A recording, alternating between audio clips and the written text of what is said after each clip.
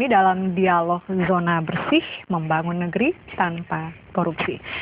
Pak Pandu, kita membicarakan mengenai sistem integritas nasional. Kemarin KPK mengadakan seminar internasional, dihadiri oleh banyak negara. Sedemikian penting, sedemikian urgennya kita bicara tentang SIN ini, Pak. Ya, kemarin itu kan mengenai Certified Integrity Officer. Itu kita mau menggali lah bagaimana pengalaman negara maju ketika mengaplikasikan konsep itu. Konsep itu melekat pada jabatan seseorang di satu kementerian, misalnya dia dirjen atau irjen. Apa pengalaman negara-negara yang kemudian ikut dalam? Ya, kalau negara maju karena sistem infrastrukturnya sudah sangat ideal, tentu saja bisa diterapkan. Ya, negara maju itu yang negara Amerika, mana saja, Mas? Australia, yang ikut dalam terakhir Malaysia sudah bisa. Jadi kalau ukuran Malaysia tetangga sebelah ya, mestinya kita nggak terlalu lama lagi. Gitu. Di Malaysia sudah berjalan SIN. Sudah baru berjalan, bukan CIO, Certified Integrity Officer. Negara yang kemudian menjadi peserta di seminar ini kemarin, yang betul-betul sudah bisa menjalankan. Kemarin tuh bicara expert mengenai itu dan pengalaman negara-negara yang sudah menerapkan. Kita dihadiri oleh para stakeholders untuk kemudian bisa menggali apa sih keberhasilan mereka dan bagaimana kita menerapkan di sini. Oke, ketika kita buat perbandingan dengan negara-negara yang termasuk juga expert yang hadir, Mas, kelemahan kita di mana, Pak, sebetulnya untuk membuat SIN ini memang berjalan?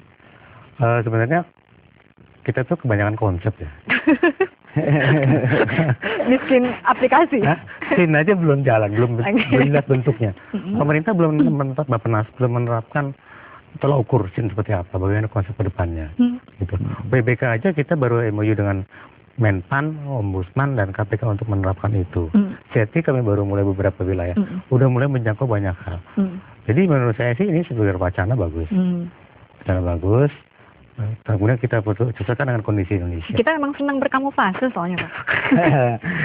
Ya mungkin. Pak Sukron ikut tanggung jawab lah karena ikut menggagasin. Ya saya ikut hadir, bahkan saya ikut menjadi fasilitator di dalam seminar itu. Jadi yang sempat hadir itu ada 3 negara ya. Yang satu adalah dari London, Frederick Galtung. Itu dia adalah pendiri bersama TIRI. Ya, yang memang programnya itu adalah untuk membuat integritas di dunia.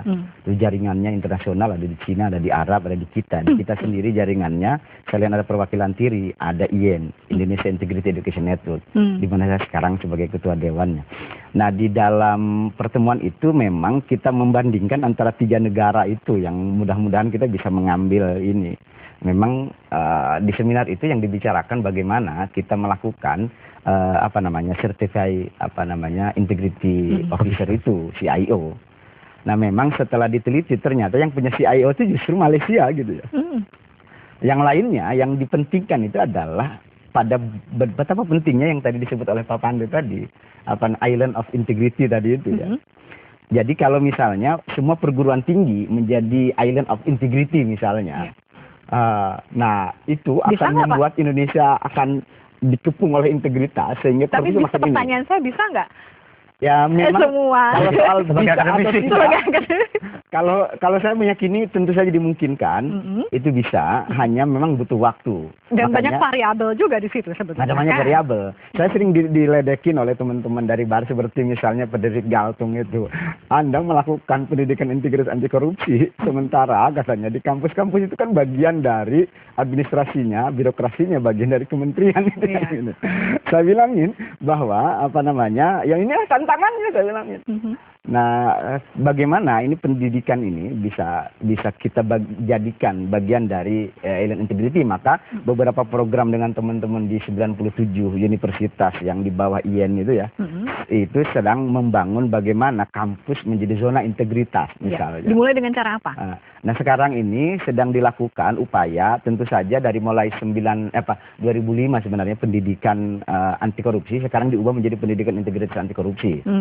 Memang yang melakukan menjadi sebuah mata kuliah tersendiri itu baru Paramadina, Universitas Paramadina dan ITB, setahu saya itu pun opsional. Nah, sekarang itu sudah menjadi bagian dari kebijakan Diknas ini kan. Ya, karena itulah perguruan tinggi yang mau melakukan itu ada 3 jaringan, ada di bawah jaringan IEN, di bawah jaringan Diknas, di bawah jaringan KPK. Nah, kalau yang sekarang sedang berjalan itu adalah pendidikan integritas lewat yang terinsersi dengan mata kuliah yang ada gitu ya. Nah, itu jalan itu. orang selalu mengatakan nation character building, pembangunan karakter bangsa. Tapi selalu konkretnya bagi saya itu masih absurd, Pak. Saya masih meraba-raba kira-kira seperti apa. Kalau misalnya kayak Cina gitu, dengan Mao Zedongnya selesai 30 tahun kemudian Deng Xiaoping bisa bikin China menjadi seperti sekarang. Kemudian Singapura misalnya, mereka melakukan wajib militer kepada pemuda-pemudinya. Dan itu membuat mereka memiliki rasa nasionalisme yang luar biasa. Sehingga ketika mereka menjadi seseorang di pucuk pimpinan, mereka tidak akan pernah mau mengambil apapun dari negaranya. Kalau di kita seperti apa sih? Orang bicara pembangunan karakter di mana-mana, tapi bagi saya itu sesuatu yang masih sebuah tanda tanya besar bagi saya. Pak Pandu dan Pak Sukron. PR kita mengenai hal itu menurut saya cukup berat karena kita pernah merasa gagal dengan membangun dalam konteks Pancasila kan, P4 gitu. Jadi masih ada trauma. Walaupun Hari Kesaktian Pancasila selalu diperingati setiap tahun ya. Menjadi hanya disakralkan begitu. Saya sih melihat karena masih ada trauma seperti itu, buat saya sebenarnya yang paling penting adalah penegakan disiplin yang baik, aturan. Tadi saya katakan, kebetulan saya 2 periode di Kompolnas. Saya sangat paham bagaimana peranan inspektor di sana ya, Irwasu, Mirwasda itu, bagaimana kemudian perkara itu bisa kemudian lenyap gitu saja tanpa akuntabilitas. Karena itu kita bisa lihat dari sudut pandang. Kami menerapkan sekarang di KPK diawali. Sekarang kami kinerja penindakan itu diaudit. Untuk apa? Agar proses dan sebagainya akuntabel pada publik bisa dipertanggungjawabkan dan dijumpai kelemahan-kelemahannya. Jadi ada audit keuangan, ada audit kinerja. Ini baru pertama. Kita berharap setelah ini penegak hukum diaudit kinerjanya. Itu adalah salah satu terobosan untuk bisa membuka kotak Pandora terhadap proses penyidikan di kepolisian dan kejaksaan. Nah, setelah ditemukan fakta bahwa ada penyimpangan dan sebagainya, baru penindakan bisa ditegaskan. Selama belum dijumpai persoalan-persoalan internalnya, saya pesimis dengan hal itu.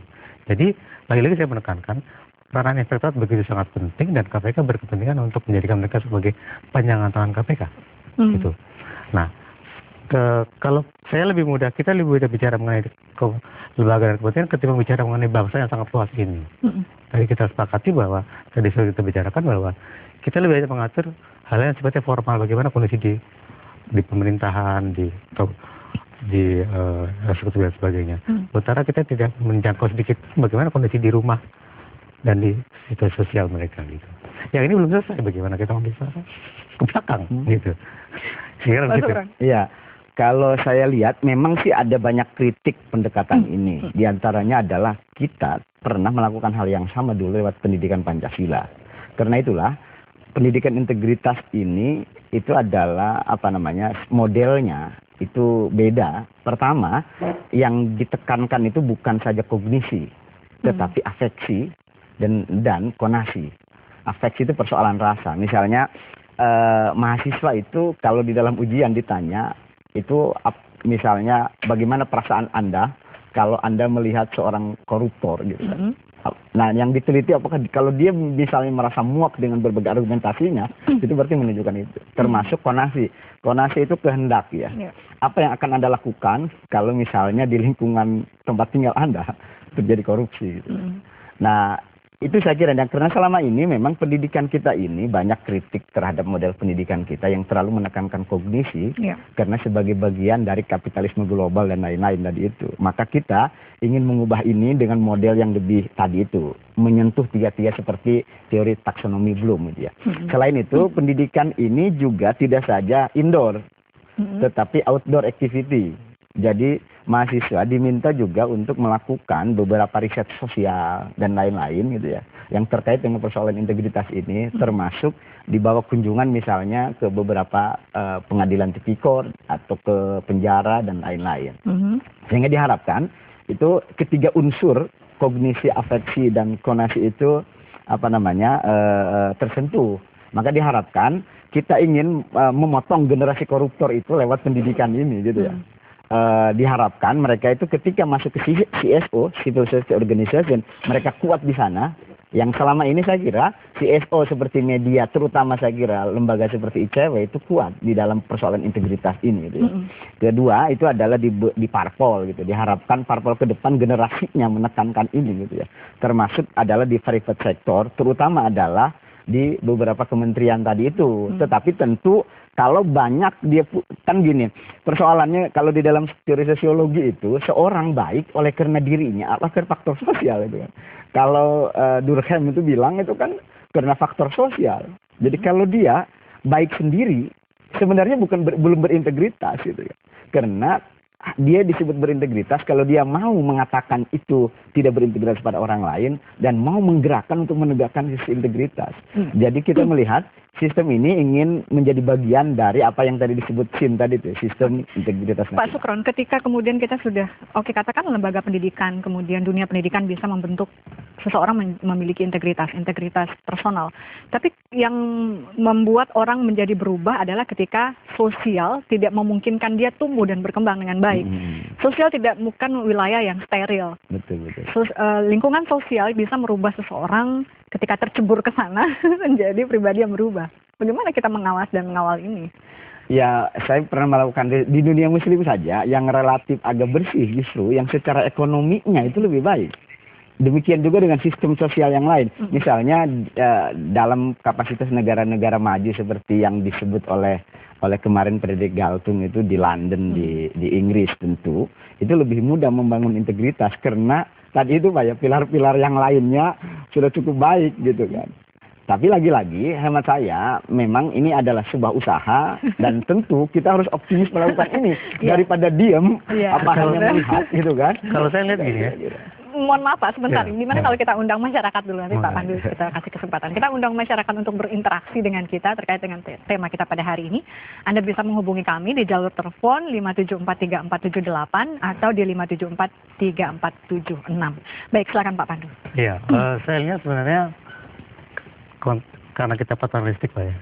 Betapa pimpinan itu bisa melakukan terobosan-terobosan. Jadi breakthrough dari semua ini adalah contoh dari pimpinan. Dari pimpinan, betul. Contohnya Obama itu dalam satu berita dikatakan celananya itu kadang ada bolong-bolongnya karena dia udah lama gak ganti begitu sederhananya Obama. Ahmadinejad ada foto ketika dia melingkar di sofa gitu ya. Jadi figur-figur yang itu yang kita harapkan bisa membangun negara ini menjadi berintegritas. Nah, persoalan sekarang yang terjadi adalah terjadilah kepemimpinan, korupsi politik kan. Pemimpinnya harus kaya, harus bisa berkolaborasi dengan pengusaha untuk bisa menjadi presiden ataupun menjadi gubernur. Terus terjadilah transaksional di situ. Wilayah korupsi itu tercermin dari perilaku koruptif para politisi. Bisa ke sana kaitannya. Karena tadi kan, kita tidak mungkin menciptakan pimpin seperti Obama dan Ahmadinejad kalau sistem politik seperti ini. Oke. Gitu loh. Wilayah politik rawan korupsi. Nanti kita terjemahkan lebih dalam lagi. Kita sapa dulu pemirsa yang sudah masuk bergabung bersama kita. Halo, selamat siang. Selamat siang Ibu Desi yang saya hormati. Iya, Pak Yori silakan. Ya, jadi sudah menjadi kebutuhan manusia ya.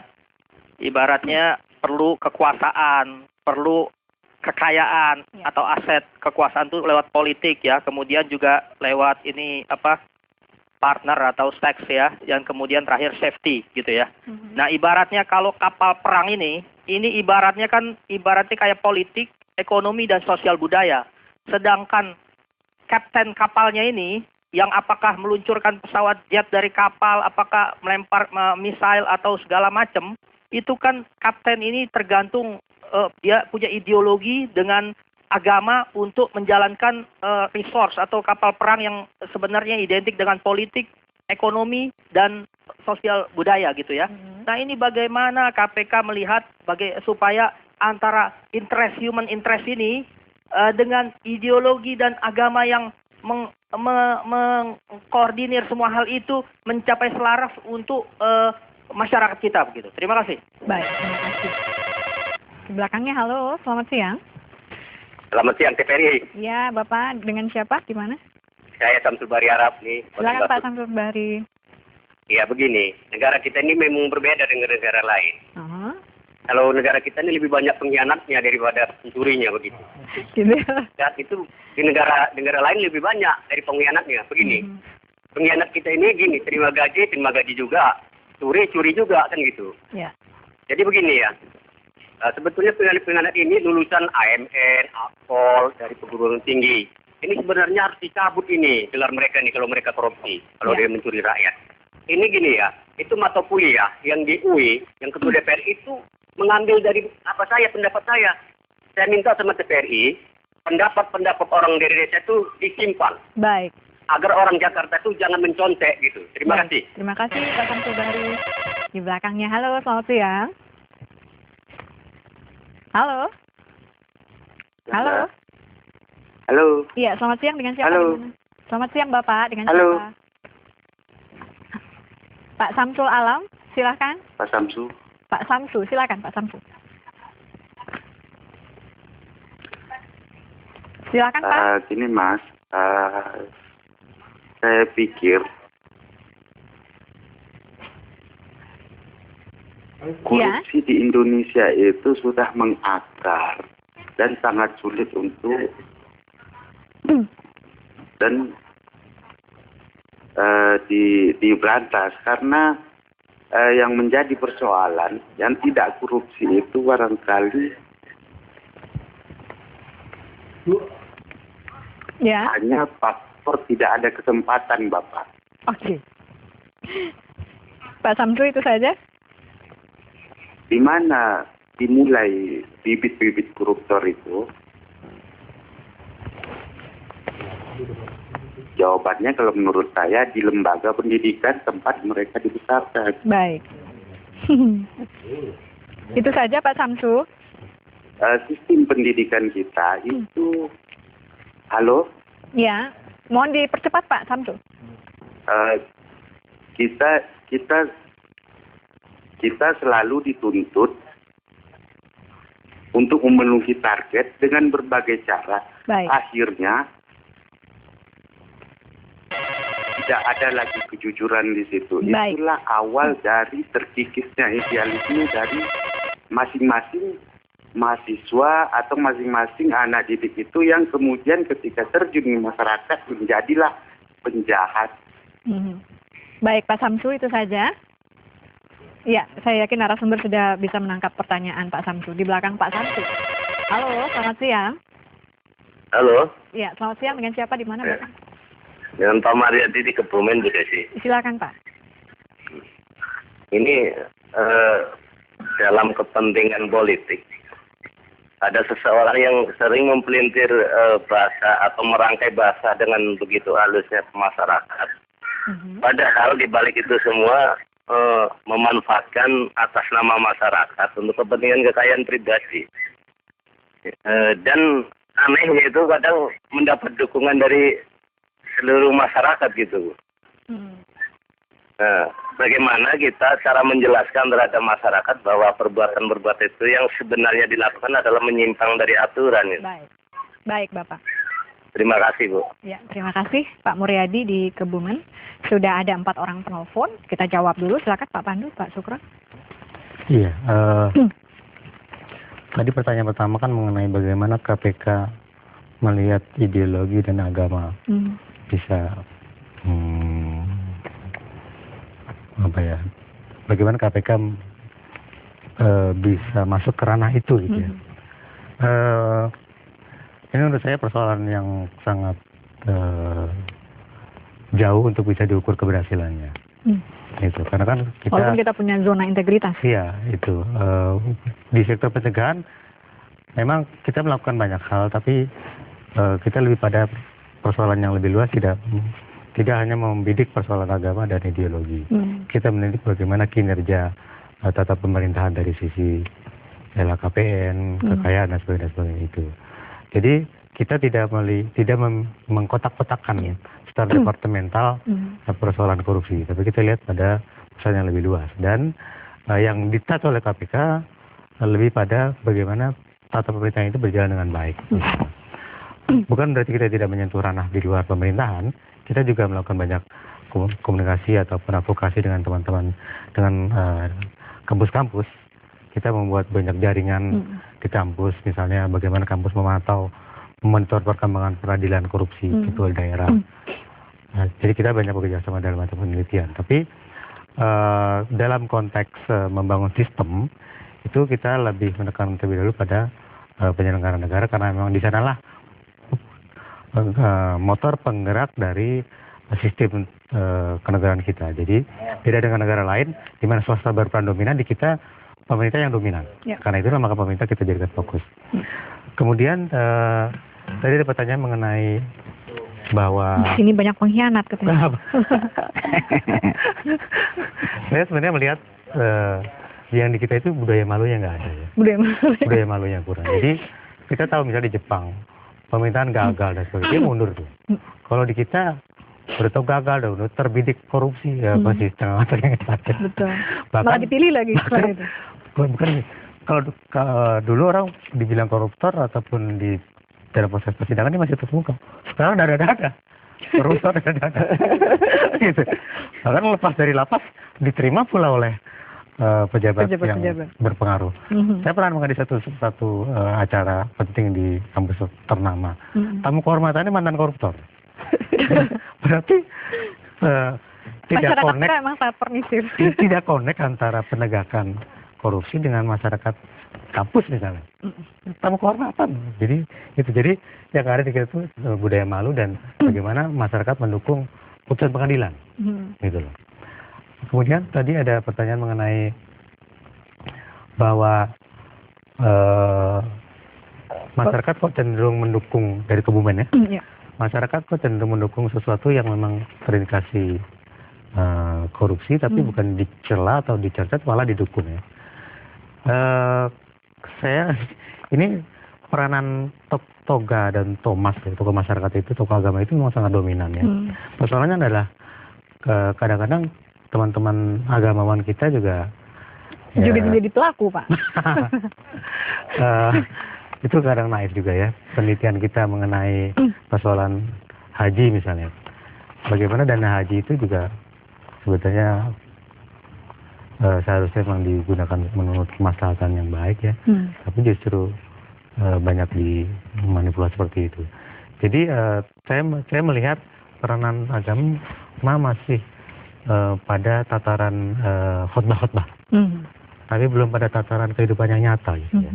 Nah, jadi pandai berkhotbah, tapi ketika mungkin tadi disebut nggak ada kesempatan, belum bisa dia berbuat. Tapi begitu ada kesempatan, khotbahnya sendiri mungkin juga pelaku juga gitu.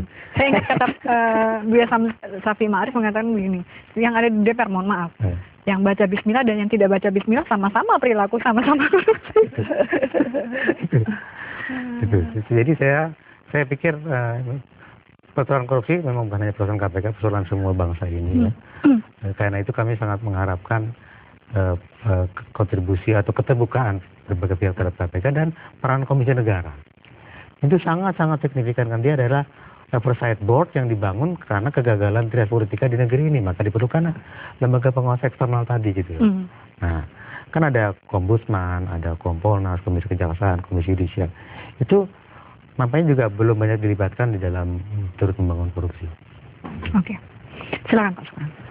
Ya, mengenai pertanyaan pertama itu, hemat saya memang di mana posisi agama. Nah, saya sering juga ditanya soal ini ya. Pertama, hemat saya pendekatan agama yang selama ini berkembang itu terlalu pendekatan fikih. Fikih itu adalah hukum formal. Cuma bedanya hukum formal dalam perspektif Islam. Maka para kiai para ini datang dengan pendekatan halal haram kemudian. Nah, inilah yang saya kira tadi itu pentingnya pendidikan integritas yang memang yang harus ditekankan, meminjam bahasa Al-Ghazali, hati sebagai pusat gitu kan. Perubahan individual itu hanya bisa dilakukan dalam perspektif etika adalah dengan perubahan hati tadi, penguatan hati, sehingga hati itu menjadi titik masuk atau yang disebut cermin dari dirinya, di mana di sini ada persoalan nilai-nilai kerohanian. Maka selama yang memimpin dirinya itu adalah hal-hal jasmania, ya itu akan ini. Makanya agama mementingkan mengenai hal-hal yang bersifat bersifat ruhania. Maka kalau itu yang akan dilakukan seperti yang insya Allah gitu. Selama ini yang terjadi kan itu sholat yes, korupsi yes itu kan. Mungkin gini Pak, karena gambaran tentang hukuman secara duniawi yang diterima oleh orang-orang yang melakukan korupsi sangat sedikit, 2 tahun, 3 tahun, kemudian bebas dan mereka bisa menikmati hasil korupsinya setelah itu. Tapi kabar petakut yang digambarkan secara agama, misalnya mohon maaf saya seorang muslim gitu. Mungkin juga perlu lebih diintenskan kepada setiap orang ketika kamu melakukan tindak korupsi seperti ini, mengambil hak orang lain, mengambil harta orang lain, maka secara agama kamu akan mendapatkan hukuman seperti ini. Tidak hanya di dunia tapi juga di akhirat. Hal-hal seperti itu yang sangat jarang sekarang kita dengar. Iya memang, meskipun sebenarnya studi itu sudah banyak yang dilakukan. Karena kan dalam perspektif Islam, dosa dengan Tuhan itu cukup dengan walaupun ini berat, dengan bertaubat. Tapi kalau dosa dengan sesama, mengambil hak publik dan lain-lain itu nggak bisa dengan taubat kepada Tuhan. Tapi harus dikembalikan dulu haknya. Maka katanya di akhirat nanti akan ada orang yang bangkrut walaupun dia banyak puasa sunnahnya. Ternyata dia adalah misalnya koruptor. Dia banyak menzalimi orang sesamanya. Bahkan kalau fatwa NU itu menyebut koruptor itu boleh tidak disolati karena sudah tidak ada keimanan di dalam dirinya. Ini memang ada juga kerjasama kemitraan dengan Muhammadiyah, dengan NU sudah membuat sebuah buku. Cuma memang kelihatannya ini saya pernah melakukan beberapa pendidikan HAM dan agama untuk ustadz-ustadz yang di akar rumput. Kelihatannya penting juga itu yang dilakukan pendidikan integritas untuk dia menjadi TOT itu ya, yang bisa disampaikan lagi kepada masyarakatnya. Iya. Gitu. Tapi Pak Sukron setuju. Ada yang mengatakan begini bahwa tokoh agama pun sekarang kehilangan masanya, etisnya, betul, kehilangan masanya karena mereka sendiri juga tidak bisa menjadi panutan lagi. Anda sepakat dengan pernyataan seperti itu, Pak? Iya, memang dalam beberapa kasus iya, tetapi kita masih percaya lah kebanyakan ustadz sebenarnya masih bisa kita jadikan paling tidak menjadi teman bagi KPK untuk melakukan perubahan sosial. Meskipun memang di sini bahkan yang menarik itu ada beberapa nilai-nilai keagamaan yang disalahpahami dan disalahgunakan. Coba saja konsep harmoni. Harmoni itu baik, memang itu ditekankan di dalam Islam misalnya. Tetapi apa? Harmoni itu tanpa kritisisme. Kalau ada pimpinannya yang korupsi, dia nggak ngomong, dia tidak asertif kemudian. Meskipun kelihatan dipengaruhi oleh kebudayaan yang disebut kebudayaan Jawa atau patrimonialisme atau apa di sini. Kemudian kedua misalnya ada soal ikhlas itu ya. Ikhlas itu misalnya disalahpahami tanpa harus ada akuntabilitas. Karena seringkali dipahami ikhlas itu mohon maaf itu kayak buang air gitu kan. Padahal ikhlas itu juga ketika harus ada akuntabilitas itu hal lain. Ikhlas, akuntabilitas. Bahkan yang menarik di masjid-masjid itu kan, sedekah itu nggak boleh diumumin gitu. Karena itu katanya sunnah. Jadi sedekah tersembunyi itu memang sunnah, ada dalam hadis memang. Tetapi nih yang dimaksud itu adalah untuk menumbuhkan keikhlasan.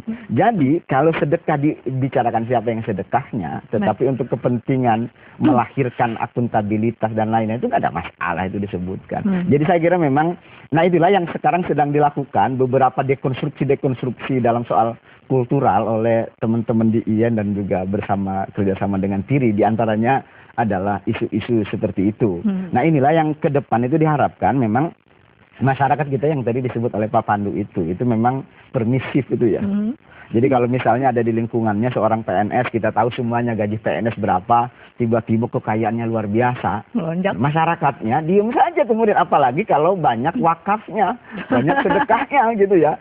Padahal itu boleh jadi itu adalah money laundry gitu kan. Masyarakat itu kan diem-diem aja, meskipun memang kita cukup bersyukur ya. Saya kira memang sekarang ini dalam tahapan yang sekarang, walaupun tingkat korupsi kita masih tinggi dan nilai IPK kita, indeks persepsi korupsinya baru 3 gitu ya, dengan Malaysia aja masih, apalagi dengan Singapura gitu ya. Tetapi saya kira itu terjadi juga bukan, ada 2 faktor paling tidak yang menarik. Pertama adalah faktor leadership tadi itu. KPK itu saya kira meskipun ini karena di bawah dilindungi katakanlah oleh presiden itu kan gitu. Di sini ada leadership. Jadi sebuah istilah bahwa ar-ra'iyah ala dini mulukihim. Rakyat itu tergantung pada agama leadernya gitu. Itu di dalam soal KPK itu saya kira dibuktikan. Yang kedua hemat saya itu karena KPK juga punya teman-teman yang ini. Jadi ketika KPK digoyang oleh kelompok-kelompok yang tadi itu dalam riset TI itu menjadi lembaga busuk gitu kan. ya saya nggak tahu kita bisa mengkritisi, yaitu lembaga ada DPR, ada lembaga penegak hukum itu kepolisian, apa namanya pengadilan dan kejaksaan. Nah itu kan sempat ada yang disebut jamaah Facebooker kita itu kan. Ya. Jadi itu saya kira sebagiannya sudah cukup kritis, tetapi yang menarik itu adalah dua tadi. Saya kira kita sekarang segini aja karena ada faktor ICW dan juga faktor media itu. Meskipun kadang-kadang media sendiri juga punya kepentingannya tersendiri. Betul. Gitu ya. Tidak seluruhnya untuk kepentingan apa namanya membuat zona-zona integritas, island of integrity di Pak ya, saya justru tertarik dengan beliau kan dari akademisi yang muslim, ya, UIN ya. Mungkin nggak karena orang itu berubah ketika dia mau menikah kan, karena dia akan menjadi harus punya istri dan sebagainya. Pada saat itu adalah momen penting, bukan hanya ditandatangani akta nikah, tapi ada fakta integritas. Mantap. Intinya tidak akan melakukan korupsi gitu. Dan sebagainya, bahwa harta yang dibawa pulang ke rumah harta yang halal. Nah itu. Ya kan? Artinya dia bersahadat dan akan membawa keluarganya pada keluarga yang sakinah, mawadah, hartanya harta yang halal. Nah, itu dikomitmen ketika menikah. Ya. Nah, mungkin nggak? Ini fakta integritas, tinggal fakta integritas. Tapi menurut saya itu kan momen penting yang memang saya hanya melihat bahwa kita perlu kan mencari akar persoalan gitu ya. Dan biasanya itu adalah adanya ketika mereka masih muda. Orang aktivitas NGO rata-rata orang muda. Dan ketika itu didukung dan disirami dan disupport, itu akan terus gigih. Tapi kemudian ketika tidak didukung, dia akan lama-lama akan sirna. Nah, kalau fakta ini disosialisasikan, istri pun mengingatkan, Pak, bahwa uang rumah yang halal ya, jangan yang nggak halal. Pasti suami juga nggak akan. Kan biasa kita banyak tahu kan, justru istrinya yang buat suaminya jadi goyah. Nah itu, jadi ini Nggak semua. ini pemikiran. Nggak semua ya. Nggak semua karena Kadang istri yang kerja istrinya, mengingatkan. suaminya kerja. Yang kedua gini yang kita lakukan dalam konteks kepemimpinan.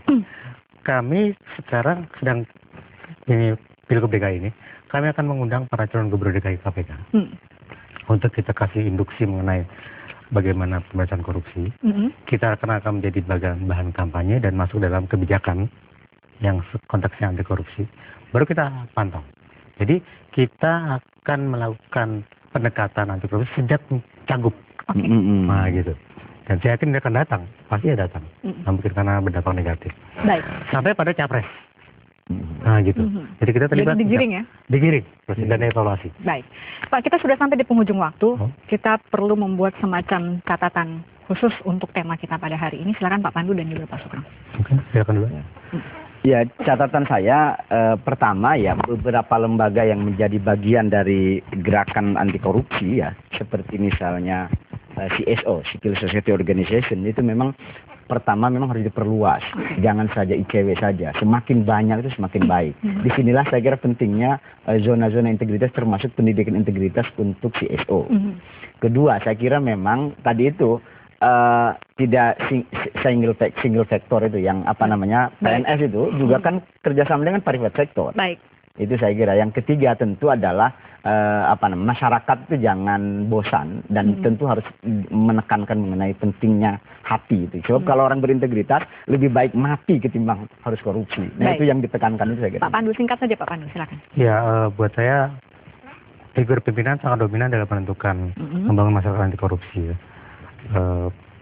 Untuk itu maka para pemilih agar nantinya bisa memilih pemimpin yang baik. Kedua, peranan inspektorat menjadi sangat dominan di dalam mengawal proses anti korupsi di setiap lembaga. Baik, terima kasih Pak Pandu, terima kasih Pak Sukron. Dan saudara, demikian tadi perbincangan kita dalam dialog Zona Bersih. Terima kasih atas perhatian Anda. Selamat siang, sampai jumpa. Terima kasih Pak Sukron.